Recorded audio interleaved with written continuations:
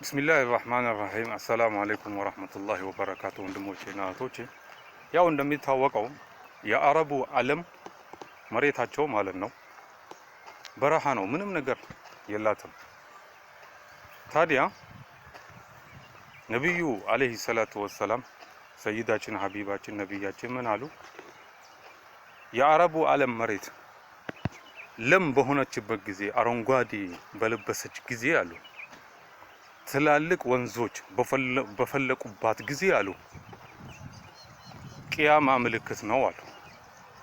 ታዲያ ላተቆሙ ሰዓ አሉ፣ ቅያማ አትቆምም፣ ቅያማ አትደርስም። ግን ቅያማ ሲደርስ አሉ የአረቡ ዓለም መሬት አረንጓዴያማ ለም መሬት ሆኖ ታገኛላችሁ አሉ። ሁለተኛ ደግሞ ትላልቅ ወንዞች ደግሞ ይፈልቁባታል አሉ። ታዲያ እንደምታወቀው አሁን ያው እንደምናየው በዜና ላይም የአረቡ ዓለም መሬታቸው ማለት ነው ለም ሆናለች፣ አረንጓዴ ለብሳለች። ይገርማችኋል። ትላልቅ ወንዞች ደግሞ እየፈልቁባት ነው። ስለዚህ የቂያማ መድረስ ምልክት መሆኑን ያሳየናል። አላህ ተምረው ከሚያስተምሩ ያድርገን ወንድሞቼና እህቶቼ። ወልሐምዱሊላሂ ረቢል ዓለሚን። አሰላሙ አለይኩም ወራህመቱላሂ ወበረካቱ።